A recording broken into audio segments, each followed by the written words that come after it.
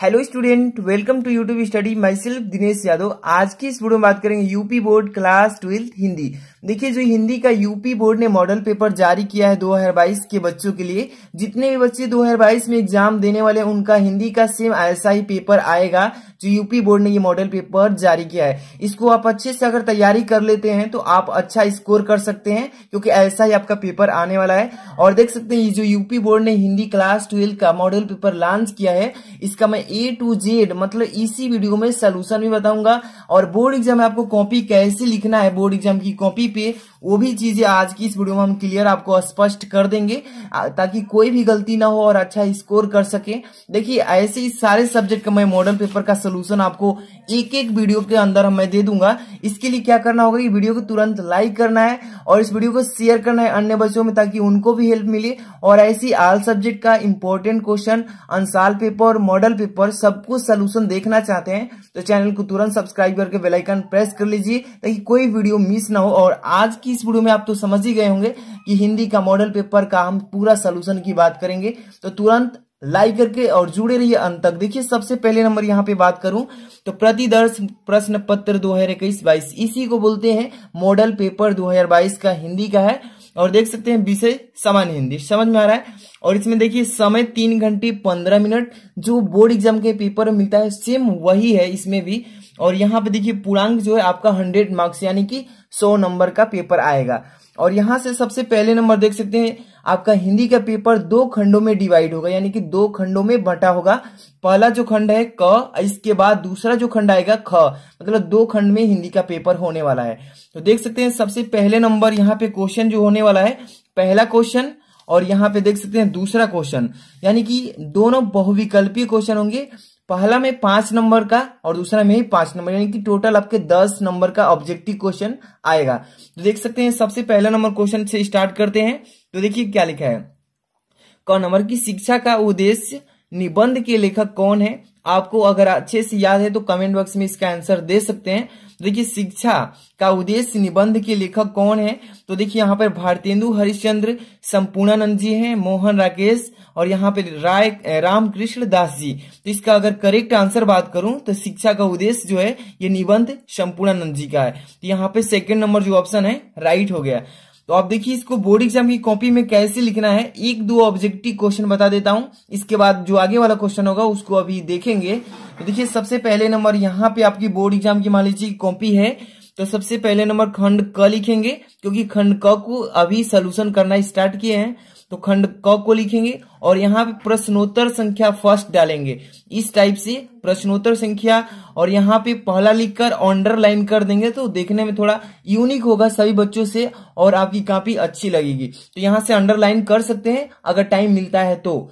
देखिए, सबसे पहला नंबर यहाँ पे क लिख लेंगे और कौन सा ऑप्शन सही है, यानी कि देख सकते हैं यहाँ पे पहला का क का दूसरा ऑप्शन सही है, तो दूसरा नंबर और संपूर्णानंद इसी को इसमें उतार देना है, कुछ करना नहीं है।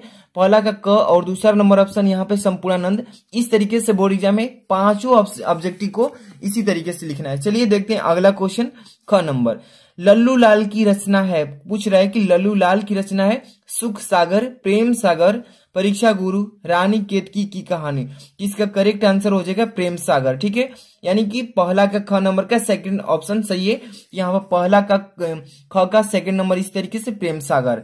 इसके बाद अगला क्वेश्चन देखते हैं। ग नंबर, काफी लॉन्ग वीडियो है, लेकिन आप अच्छे से देखते रहिए, तैयारी कर लेंगे तो हिंदी में कहीं भी दिक्कत नहीं हुआ, ठीक है। देखिए, पर्दा कहानी के लेखक कौन है, तो यहाँ पे पूछ रहा है ऑप्शन है प्रेमचंद, जयशंकर प्रसाद, अमरकांत, यहाँ पे यशपाल है। तो इसका करेक्ट आंसर क्या हो जाएगा, पर्दा कहानी जो है इसके लेखक हैं यशपाल जी। याद होगा तो आप कमेंट बॉक्स में पहले ही बता दीजिएगा। तो देखिए, पहला का ग नंबर का चौथा ऑप्शन सही है, यानी कि यशपाल। तो देखिए, पहला का ग नंबर का चौथा ऑप्शन यशपाल। इसी तरीके से बोर्ड एग्जाम में भी आपको लिखना है। इसके बाद घ नंबर क्वेश्चन देखिए, आवारा मसीहा के रचनाकार कौन है। तो आवारा मसीहा के रचनाकार अगर आपको मालूम है तो कमेंट बॉक्स में जल्दी से बता सकते हैं। यहाँ पर विष्णु प्रभाकर, राम वृक्ष बेनीपुरी, राहुल संस्कृत्यायन, अब देखिए रंगे राघव। इसका करेक्ट आंसर होगा विष्णु प्रभाकर जी। देखिए, विष्णु प्रभाकर जी है जो ये आवारा मसीहा के रचनाकार, उन्होंने इसी का रचना किया है, ठीक है। तो ये हो जाएगा पहला का घ का first number option is the right answer.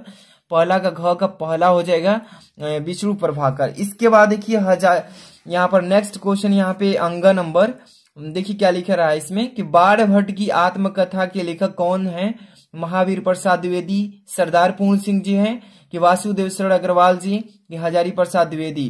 तो इसका अगर आपको करेक्ट आंसर मालूम है तो बता सकते हैं। इसका करेक्ट आंसर होगा हजारी प्रसाद द्विवेदी, यानी कि 4 नंबर ऑप्शन सही है। ठीक है, इस तरीके से पहला का अंग का 4 नंबर ऑप्शन सही है, तो वो ऑप्शन हजारी प्रसाद द्विवेदी उतार देंगे।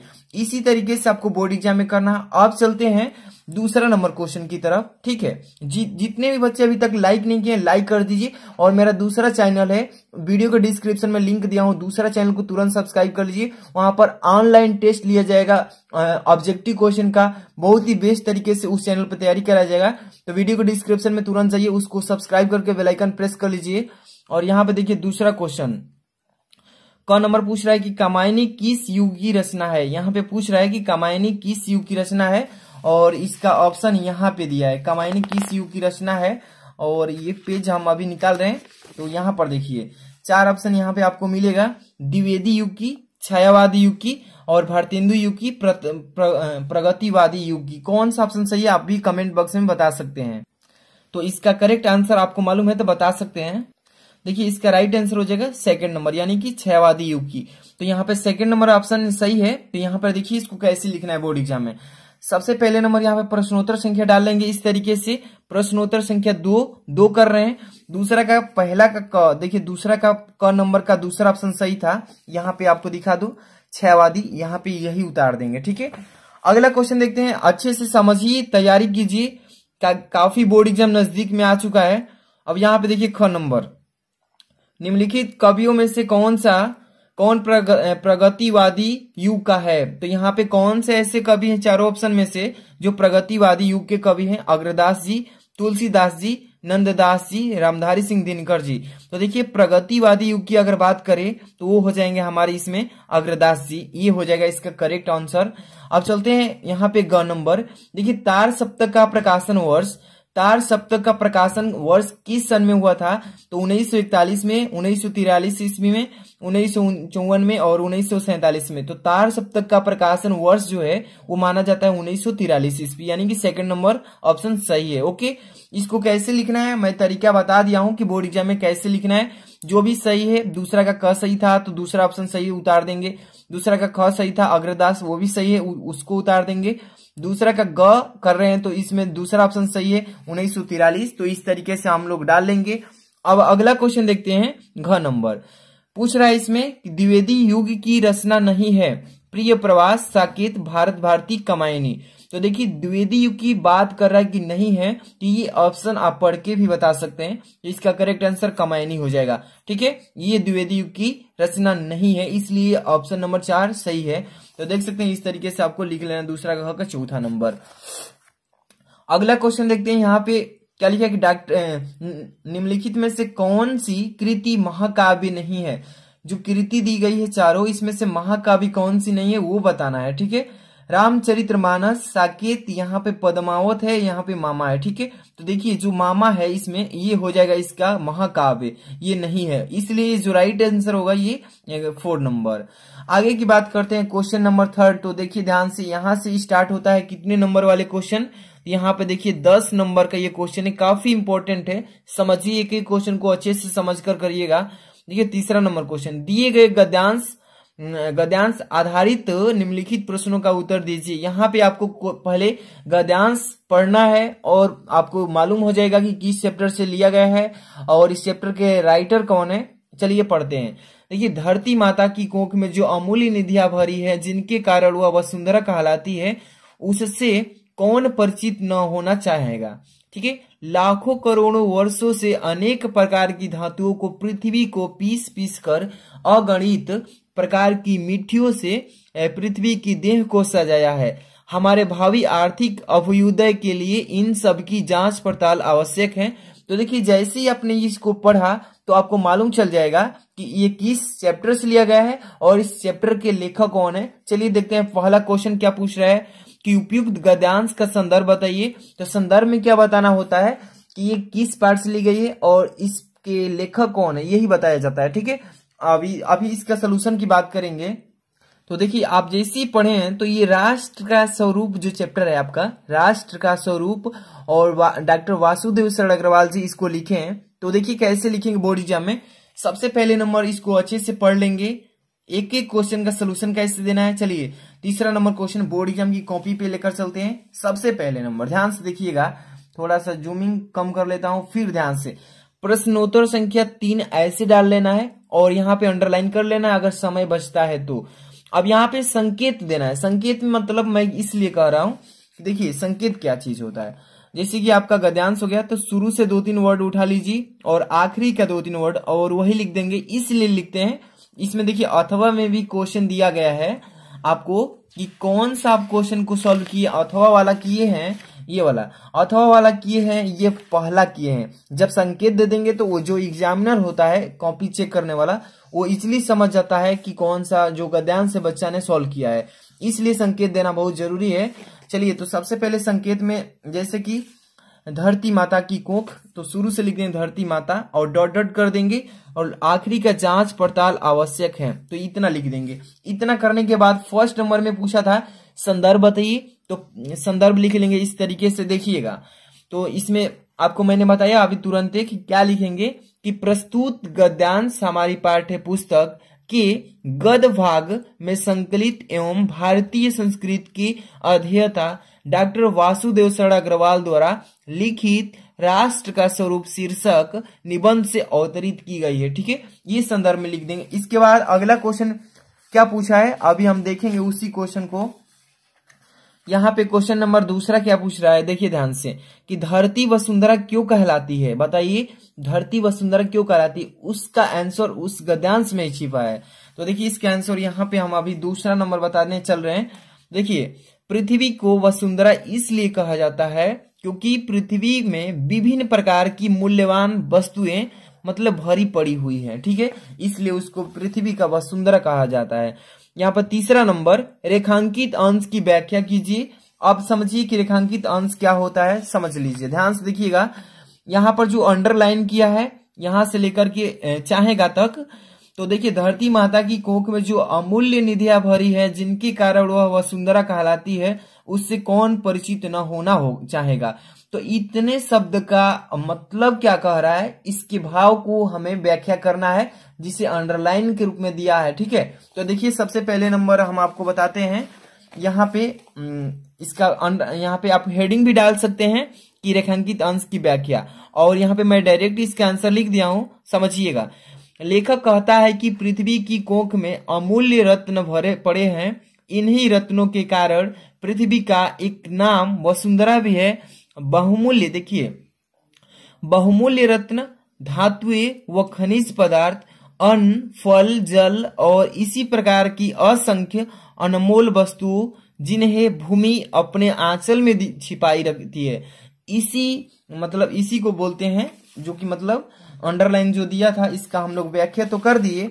ऐसे ही आपको बोर्ड एग्जाम में लिखना है। समझ में आ रहा है? अगर कहीं भी दिक्कत हो तो कमेंट बॉक्स में आप कमेंट कीजिए, उसका रिप्लाई हम जरूर देंगे, है ना। देखिए यहाँ पे इसके बाद 4 नंबर क्वेश्चन, पृथ्वी की देह को किसने सजाया है। जो पृथ्वी की देह है उसको किसने सजाया है, तो इसका आंसर यहाँ पे 4 नंबर का। ध्यान से देखिएगा, यहाँ पे पृथ्वी की देह को इस पर दिन रात बहने वाली नदियों ने पहाड़ों की पीस कर और असंख्य प्रकार की मिट्टियों से सजाया है।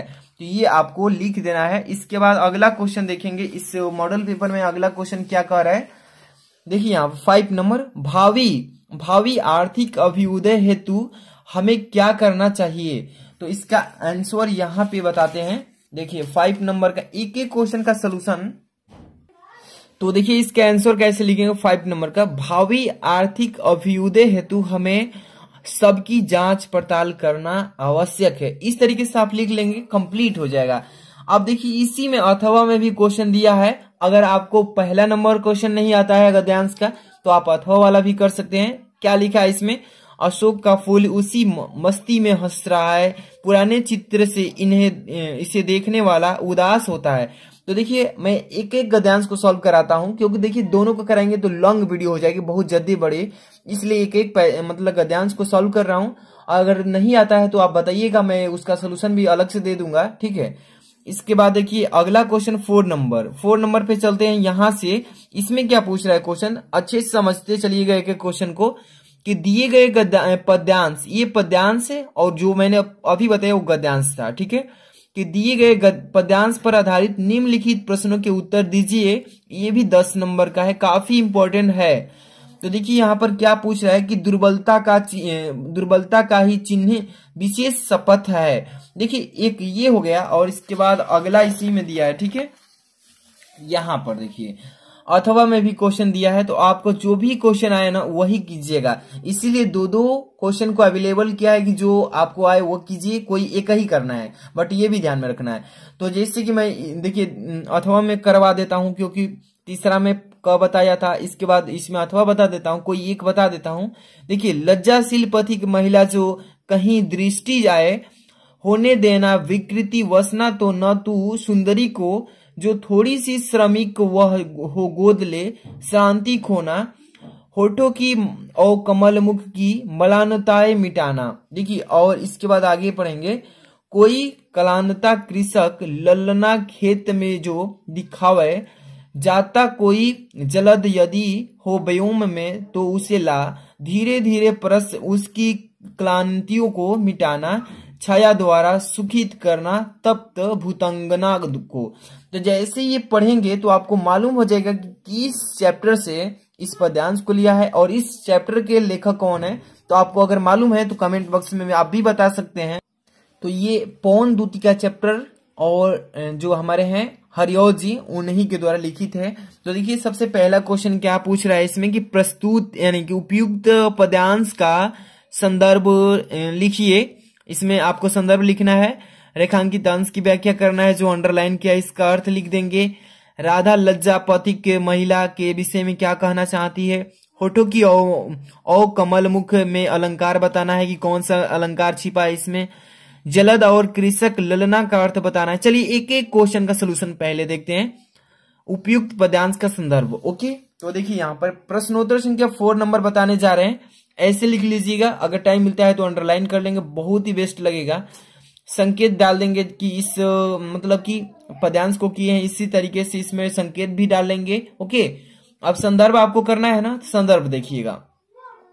प्रस्तुत पद महाकाव्य अयोध्या सिंह उपाध्याय, जिनको हम अरियोध जी बोलते हैं, हरिओध द्वारा प्रिय प्रवास से हमारी पाठ्य पुस्तक के पद भाग में संकलित पवन दूती का शीर्षक काव्य से क्या है, उद्धृत है, मतलब कि लिया गया है। यही चीजें आपको लिख देंगे। इसके बाद आगे इसमें क्वेश्चन पूछा है रेखांकित अंश की व्याख्या। क्या पूछा है कि जो थोड़ी सी श्रमिक वह हो गोद ले, श्रांति खोना, होठों की और कमल की मलनताएं मिटाना। तो इतने ही अंडरलाइन का अर्थ हमें बताना है। तो देखिए इसमें दूसरे नंबर का यहाँ पे हेडिंग बना देंगे, क्या लिखेंगे कि रेखांकित अंश की व्याख्या, ओके। और इसमें क्या लिखेंगे कि हे पवन, यदि तुझे मार्ग में कोई लाजवंती स्त्री दिखाई पड़े तो इतने वेग से न बहना कि उसके वस्त्र उड़कर अस्त व्यस्त हो जाएं और उसका शरीर उघाड़ हो जाए, ठीक है। यदि वह थोड़ी सी भी थकी दिखाई देती तो उसे गोद में लेकर चारों ओर से घेर कर उसकी थकान मिटा देना।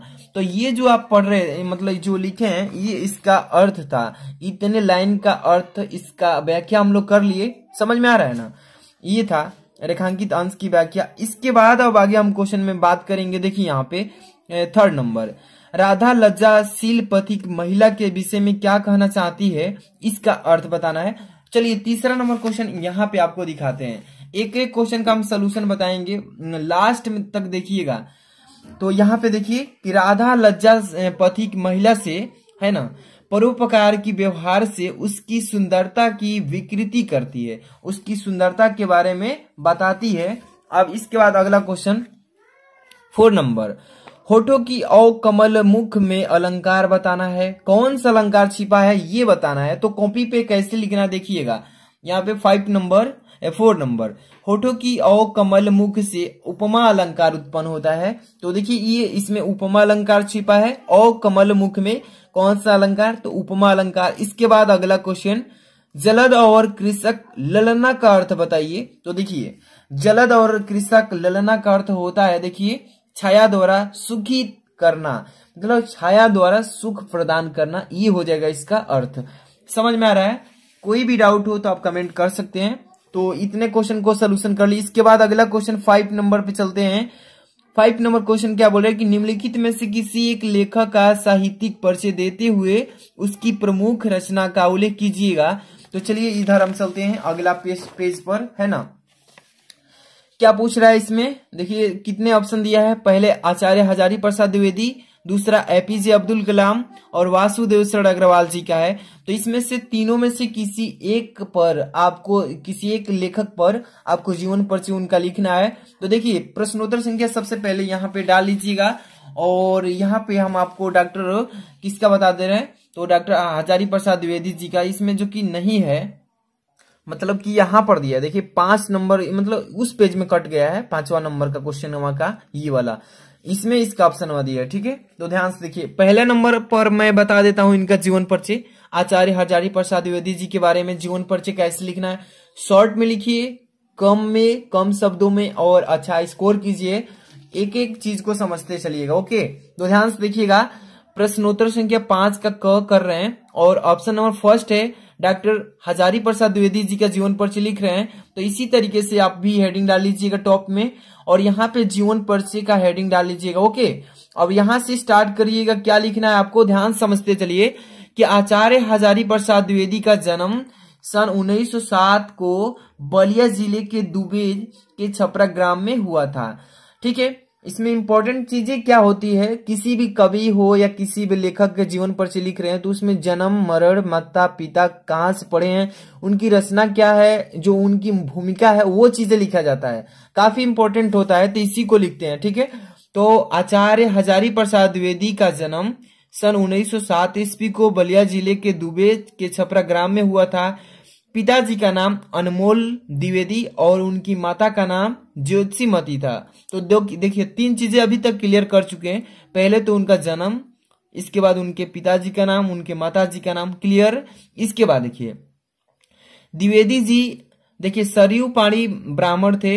इनके बचपन का नाम वैद्यनाथ द्विवेदी था। उनके बचपन का नाम भी यहाँ पे मेंशन किया जाएगा क्योंकि उनके ही बारे में, उनके जीवन से रिलेटेड हम यहाँ पे उनका परिचय दे रहे हैं।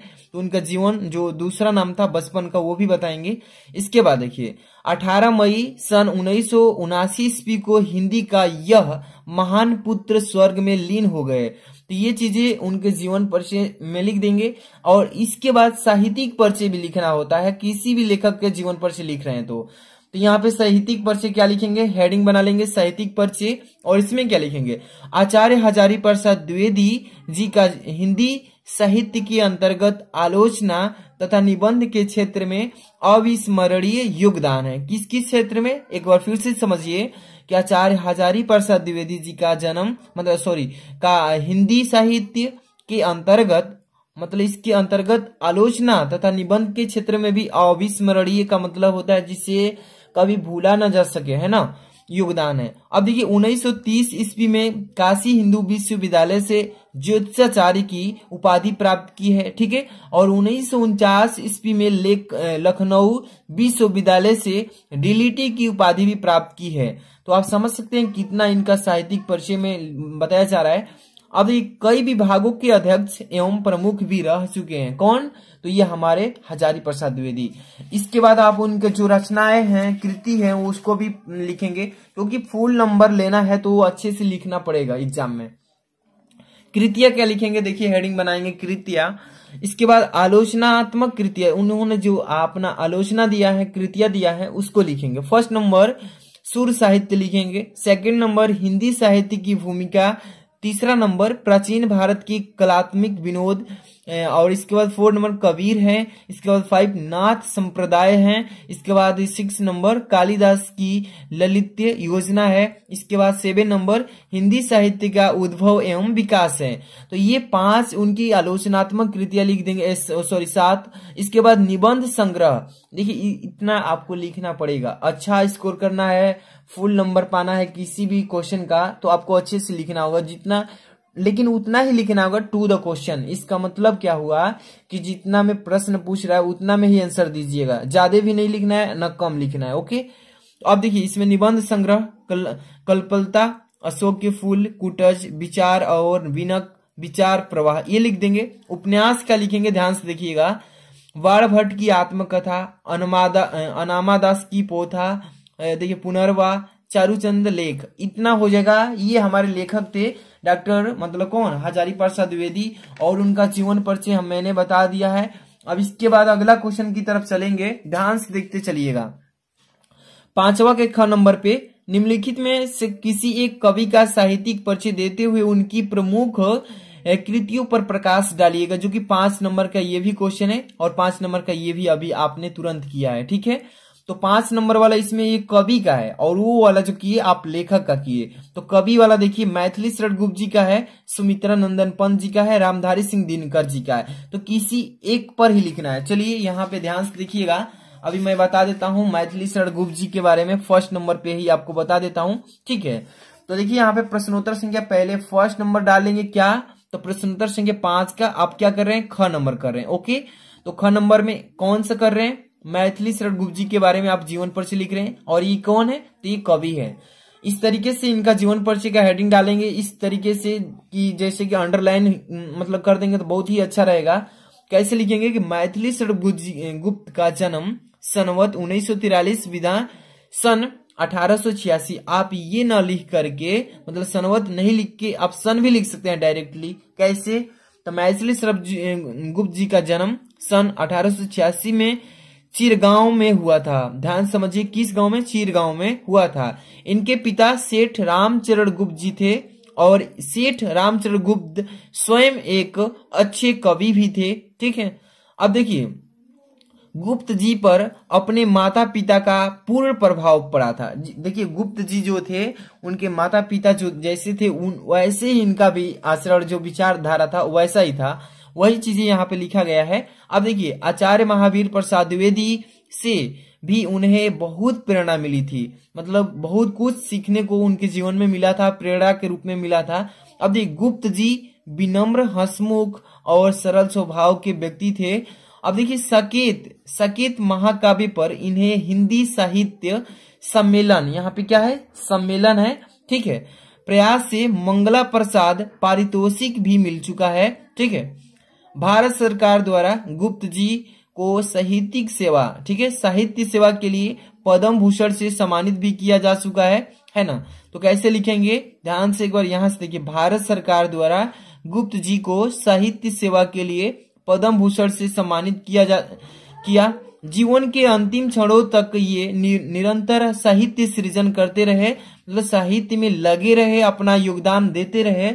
इसके बाद 12 दिसंबर 1964 ईस्वी को माँ भारती का यह महान साधक स्वर में लीन हो गए, ठीक है। तो इतना इनके जीवन परिचय के बारे में लिख देंगे और इसके बाद साहित्यिक सेवाएं भी इनकी जो है वो लिखेंगे। ध्यान से देखिएगा यहाँ पे साहित्यिक सेवाएं कि गुप्त जी का देखिए झुकाव गति काव्य की ओर था, मतलब कि उस गति काव्य की ओर था, उन्हीं के क्षेत्र में ये लगे थे। और देखिए और राष्ट्र प्रेम इनकी कविता का प्रमुख स्वर रहा, मतलब प्रमुख स्वर था, उसी भाषा में मतलब थे। अब उनके काव्य में भारतीय संस्कृति का प्रेरणा चित्रण हुआ है, ठीक है। तो ये हो जाएगा साहित्यिक सेवाएं। और कुछ देखिए इसमें अब यहाँ पे कि इन्हें साकेत महाकाव्य पर हिंदी साहित्य सम्मेलन प्रयाग से मंगला प्रसाद पारितोषिक भी मिल चुका है, वही चीजें लिखेंगे। अब यहाँ पे थोड़ा सा और इनकी रचनाएं भी देख लेते हैं। रचना कौन सी है, तो गुप्त जी समस्त रचनाएं 2 प्रकार की है। देखिए टोटल 2 प्रकार की, कौन कौन सी, पहला है अनुदित और दूसरा है मौलिक, ओके। फर्स्ट नंबर तो अनुदित है और दूसरा मौलिक है। इनकी अनुदित रचनाओं में 2 प्रकार का साहित्य, कुछ काव्य और कुछ नाटक भी है। तो ये रचना लिख देंगे, इतना ज्यादा नहीं लिखना है, थोड़ा सा 2-2 को मेंशन कर देंगे, आपका हो जाएगा काम, ठीक है। इसके बाद साकेत में क्या लिखेंगे कि यह उत्कृष्ट महाकाव्य है जो श्री रामचरितमानस के बाद राम कृष्ण का प्रमुख स्तंभ है, ठीक है, इतना लिख देंगे। इसके बाद आगे देखिए भारत भारती में क्या लिखेंगे कि इसमें भारत की दिव्य संस्कृति और गौरव का मान भी किया है, इतना लिख देंगे। इसके बाद देखिए साहित्य में स्थान, इनका साहित्य जो है साहित्य में स्थान क्या है?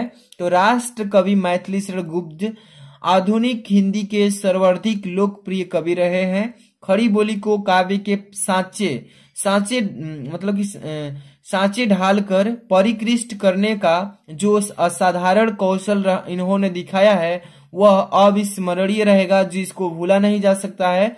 इन्होंने राष्ट्र को जगाया और उसकी चेतना को वाणी दी है। तो ये आपका हो जाएगा कवि का जीवन परिचय। अब हम चलेंगे अगला क्वेश्चन पे, ध्यान से देखते चलिए कि क्वेश्चन काफी इंपॉर्टेंट है ना। जितने भी बच्चे अभी नए जुड़े हैं, चैनल पे वीडियो देख रहे हैं, चैनल को सब्सक्राइब कर लीजिए। ऐसे ही सभी सब्जेक्ट का मॉडल पेपर का हम तैयारी कराएंगे।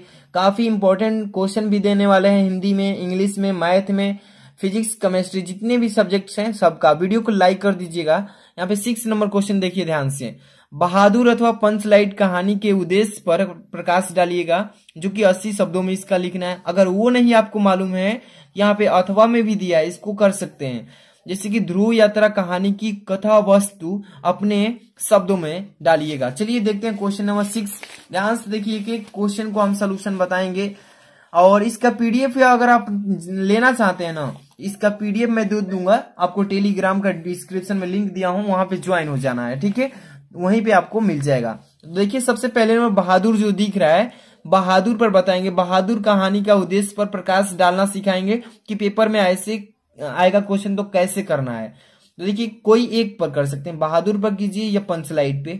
अगर इसमें से कोई भी नहीं याद है तो ध्रुव यात्रा कीजिए, इसकी कहानी वस्तु कथा लिखिए। तो देखिए बहादुर कहानी के उद्देश्य पर प्रकाश डलवा रहे हैं। तो देखिए ध्यान से प्रश्नोत्तर संख्या 6 ऐसे डाल लीजिएगा। और इसके बाद देखिए यहाँ पे हेडिंग डालिएगा टॉप में ऊपर, बहादुर के प्रमुख पात्र, बहादुर की चरित्र चित्रण है, उसकी चरित्र चित्रण के बारे में यहाँ पे गुणगान करेंगे। देखिए अमरकांत जी द्वारा लिखी कहानी बहादुर का प्रमुख पात्र बहादुर है, जिसकी चारित्रिक विशेषताएं इस प्रकार से, जिसकी 4 विशेषताएं यहाँ पे बताया जाएगा। फर्स्ट नंबर आपको भी एग्जाम में ऐसे लिखना है, छल कपट रहित। छल कपट रहित का मतलब होता है जिसके पास छल कपट न हो, उसी को बोलते हैं। यहाँ पे देखिए बहादुर छल कपट से रहित भोला बालक है, जिसके पास छल कपट नहीं है, जिसकी उम्र लगभग 12 से 13 वर्ष की है। बहादुर एक नेपाली लड़का है, इतना लिख देंगे छल कपट रहित में। इसके बाद अगला जो विशेषता है उसका दूसरा नंबर, परिश्रमी, हंसमुख एवं मृदुभाषी। परिश्रमी मतलब होता है मेहनती, हंसमुख मतलब जो हंसता रहे, और मृदुभाषी मतलब जो कठोर भाषा ना बोले, कोमलता की भाषा बोले, यहाँ पे वो लिखेंगे। यहाँ पर देखिए बहादुर हर समय हंसते रहते थे, जिससे भी बोलते थे तो बड़ी नम्रता एवं मृदुभाष के साथ। वह अत्यधिक परिश्रमी भी थे, पूरे घर के सदस्यों का काम काज करते थे। तो इतना लिख देंगे। इसके बाद अगला जो उनकी विशेषता है तीसरा नंबर, ध्यान से देखिएगा, सहनशील, ईमानदार एवं सच्चे हृदय वाला। अब यहाँ पे ये हेडिंग डालेंगे और क्या लिखेंगे कि बहादुर सत्य हृदयी है, मतलब बहादुर का जो हृदय है सच्चा है, सही हृदय है, सत्य है, ठीक है। वह ईमानदार होने के साथ साथ सच्चे मन वाला बालक है, इतना लिखेंगे। इसके बाद यहाँ पे और उसी में लिखेंगे, अभी तो उनकी विशेषता 4 है तो चारों को जानेंगे पहले। देखिए ध्यान से, अब यहाँ पे लिखेंगे किशोर उससे बाहर। देखिए बार बार बदसलूकी करता है, एक लड़का है जो जिसका नाम है किशोर, उससे बार बार बदसलूकी करता है, मजाक करता है, परंतु वह थोड़ी ही देर में भुला देता है। कौन? बहादुर। लेकिन जब उसे बाप की गाली देता है, जब कोई भी उसकी बाप की गाली देता है तो बहादुर का स्वाभिमान जाग जाता है, मतलब उसके अंदर की जो भावना है वो जग जाती है। तो ये उसकी तीसरी विशेषता में लिख देंगे। 4 नंबर देखिए, मातृपित भक्त। वो अपने माता पिता का भक्त था, अपने माता पिता की आज्ञा का पालन करने वाला। यहाँ पे देखिए बालक बहादुर अपने माता पिता के प्रति भक्ति भावना रखता है, अपने कमाए पैसे माँ को ही देना चाहता है। इस प्रकार हम देखते हैं कि वो बहादुर एक व्यवहार कुशल, स्नेही एवं ईमानदार बालक है। उसका चरित्र पाठक को उसकी ओर आकर्षित करता है। जो पाठक है मतलब पाठ को लिखा है उसको अपनी तरफ आकर्षित करता है। इसके बाद अगला क्वेश्चन देखेंगे अब यहाँ पे 7 नंबर, ध्यान से देखते चलिए। जितने भी बच्चे अभी हर एक जिले के हैं सब लोग अभी इस क्वेश्चन के बारे में बात करेंगे, समझेंगे। पहले स्वपठित खंड काव्य के आधार पर किसी एक खंड के एक प्रश्न का उत्तर दीजिए, जो कि 5 नंबर का ये क्वेश्चन है। अभी मैं समझाने जा रहा हूं, पहले बढ़िया समझिए इसके बारे में, तब आप कमेंट कीजिएगा। शब्द सीमा अधिकतम 80 वर्ड का है। देखिए ये जो क्वेश्चन 7 नंबर मैं बताने जा रहा हूं, ये आपकी यूपी में टोटल कितने जिले हैं? 75 जिला है, और 75 जिलों में हर एक जगह का अलग अलग मतलब खंड काव्य है। ठीक है, तो आप किस जिले से हैं आप कमेंट करके बताइए, उसको मैं बता दूंगा कि आपके जिले के लिए इंपॉर्टेंट क्वेश्चन है। क्योंकि एक जिले में तो ये क्वेश्चन आते नहीं है, सभी जिले के लिए अलग अलग क्वेश्चन बनाए गए हैं, तो आप किसी एक पर विशेष तो बता नहीं सकता हूं, इसलिए आप किस जिले से आप कमेंट करके बताइए, उसका मैं अलग से वीडियो प्रोवाइड करूंगा इंपॉर्टेंट ऑल जिला वाइज। ठीक है, तो इसके बाद हम 7 नंबर क्वेश्चन तो अभी छोड़ रहे हैं, इसके बाद क्वेश्चन नंबर 8 पर हम चलेंगे। देखिए 7 नंबर क्वेश्चन में टोटल अभी अब यहां से आपका क्वेश्चन चालू होता है खंड ख। देखिए अभी तक हमने जितने भी क्वेश्चन किए हैं 7 नंबर तक, वो खंड क से किए थे। अब यहां से क्वेश्चन खंड ख से स्टार्ट होता है, जिसमें ख यहां से, और ये क्वेश्चन आपके जो है ग्रामर सेक्शन यानी संस्कृत से स्टार्ट होगा। देख सकते हैं प्रश्न संख्या 8 कह क्या रहा है इसमें, क नंबर कि दिए गए संस्कृत गद्यांशों में से किसी एक का संदर्भ सहित हिंदी में अनुवाद कीजिए, जो कि 7 नंबर का ये क्वेश्चन पेपर में आएगा। तो देखिए पहला नंबर मैं करके बताता हूं, अगर ये आपको नहीं आता है तो अथवा में क्वेश्चन है, इधर भी है, आप इसको भी कर सकते हैं। यहां पर देखिए, तो पहले नंबर को मैं बता देता हूं ताकि आपको अच्छे से समझ में आए। और ये क्वेश्चन जो पहला बता रहा हूं, ये गारंटी है कि ये क्वेश्चन बोर्ड एग्जाम 2022 में पूछा जा सकता है, इसलिए इसको अच्छे से ध्यान से देखिएगा।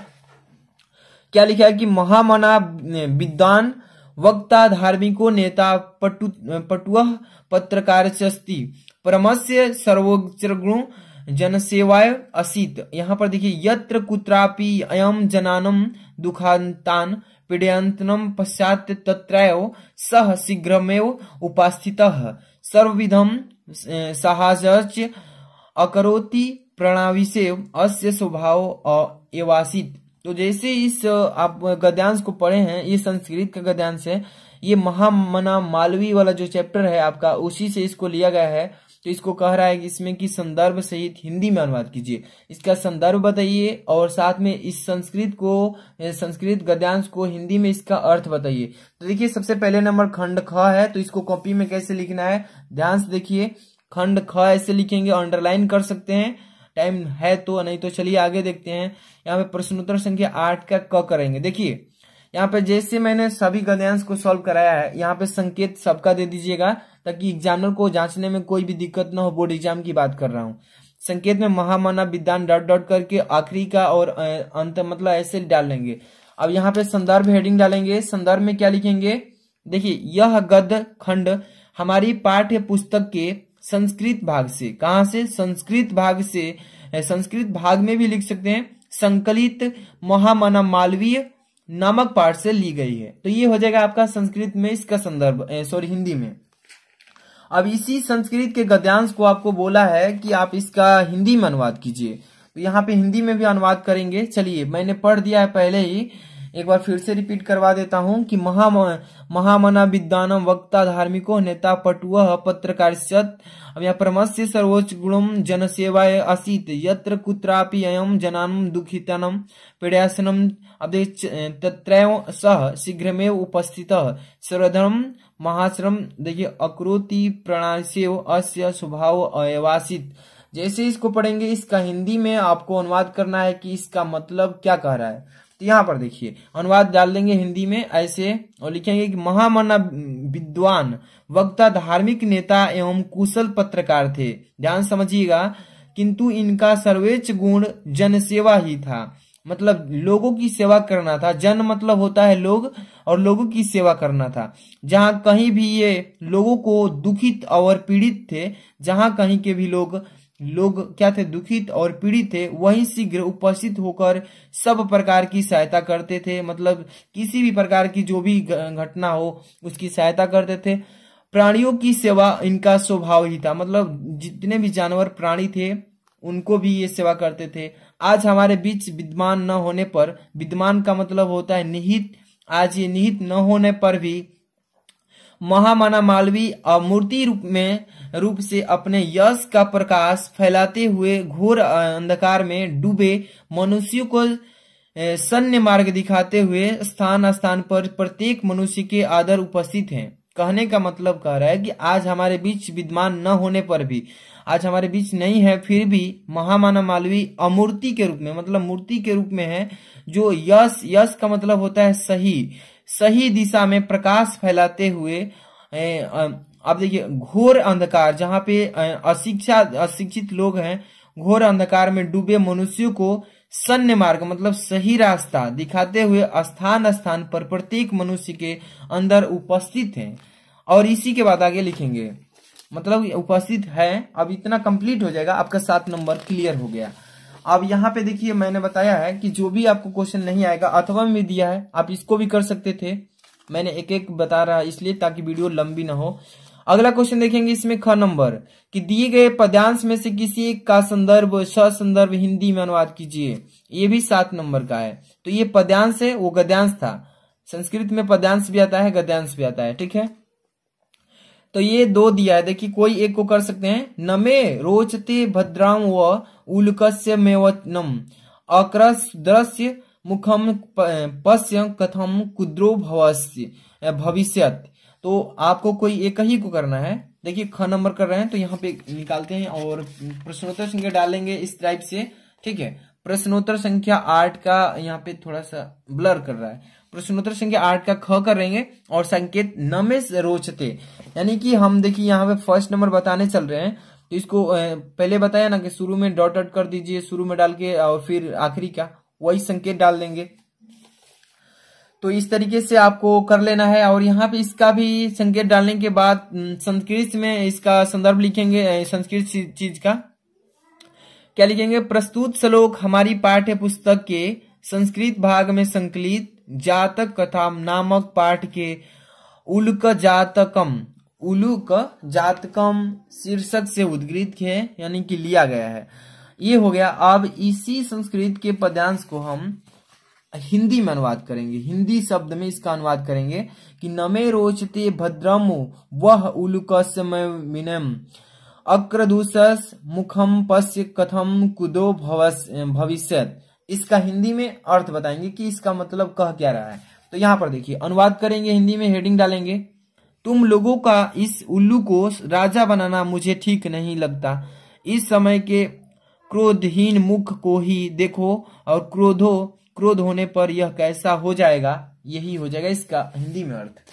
अब आगे क्वेश्चन की बात करेंगे। बहुत ही इजी क्वेश्चन आप करने वाले हैं ग्रामर सेक्शन से। यहाँ पर देखिए 9 नंबर क्वेश्चन क्या बोल रहा है कि निम्नलिखित मुहावरों में से किसी एक का अर्थ लिख कर वाक्य में प्रयोग कीजिए, जो कि 2 नंबर के यहाँ पे क्वेश्चन मिलेंगे।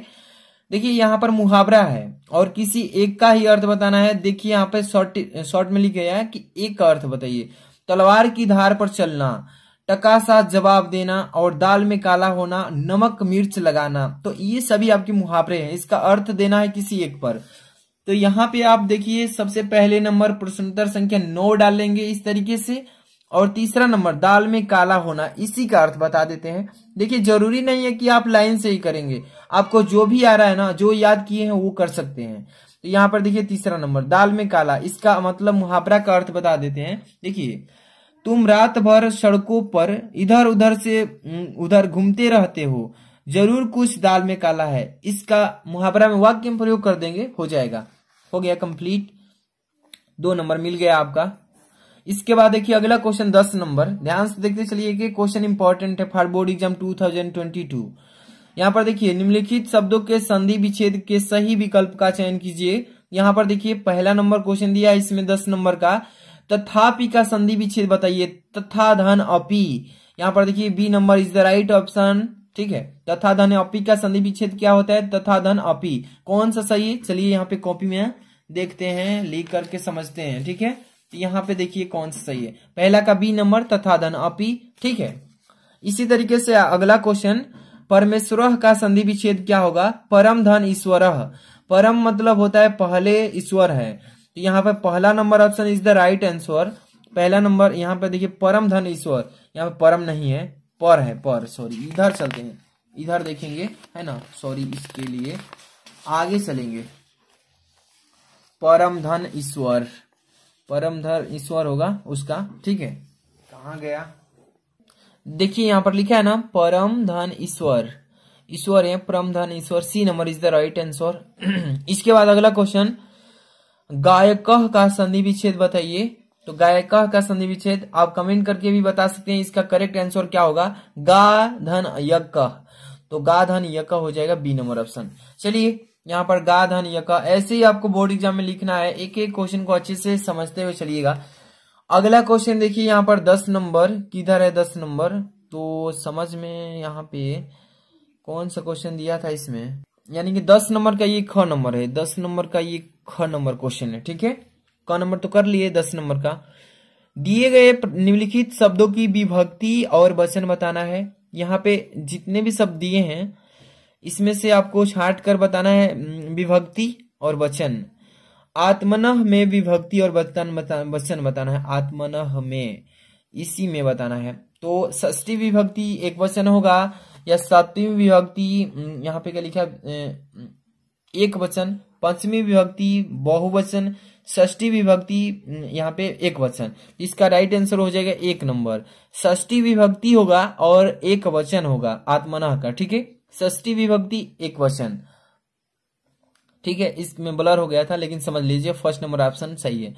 इसके बाद यहाँ पे दूसरा नंबर देखिए, नामो नाम, नाम नान, नाम नान में विभक्ति और वचन बताना है। पहला नंबर षष्ठी विभक्ति है, इसके बाद एक वचन है, सप्तमी विभक्ति बहुवचन, षष्ठी विभक्ति बहुवचन, चतुर्थी विभक्ति बहुवचन। तो C number option is the right answer, यानी कि षष्ठी विभक्ति होगा बहुवचन होगा। इसके बाद यहाँ पे देखिए कॉपी में इस तरीके से आपको लिख ही लेंगे क्योंकि मैं समझा दिया हूँ, जो आंसर होगा उसको प्रश्नोत्तर संख्या डाल करके और लिख लेना है। 11 नंबर क्वेश्चन में ध्यान से देखिएगा, निम्नलिखित शब्द युग्मों का सही अर्थ चयन करके लिखिएगा। ध्यान समझिए, पहला नंबर वसन व्यसन, विवश और व्याकुल, कवच और भोजन। अब इसके बाद देखिए वसन और व्यसन का अर्थ बताना है कि कौन सा ऑप्शन सही होगा इसके लिए। तो वसन व्यसन का विवश और व्याकुल होगा कि इसके बाद कवच और भोजन होगा। थोड़ा इधर देखते हैं, दोनों ऑप्शन हमारा इधर है ना, यहाँ पर है। देखिए इसके यहाँ पर भी वस्त्र और आदत, इसके बाद यहाँ पर क्या है विस्तार और अवधि, तो इसका सी नंबर ऑप्शन सही हो जाएगा, वस्त्र और आदत हो जाएगा, ठीक है। तो इसके बाद अगला क्वेश्चन है इसमें अंबुज अंबुद, अंबुज और अंबुद। पहले नंबर तो इसका देखिए प्रश्नोत्तर संख्या 11 का फर्स्ट नंबर पहला वस्त्र और आदत हो जाएगा, ये ऑप्शन सही है। इसके बाद अगला क्वेश्चन इधर हम देखेंगे तुरंत ही, तो यहाँ पे चलिए अंबुज अंबुद का, बादल और समुद्र, जल और कमल, कमल और बादल, यानी सी नंबर ऑप्शन सही है, ठीक है। कमल और बादल हो जाएगा इसका आंसर, ठीक है।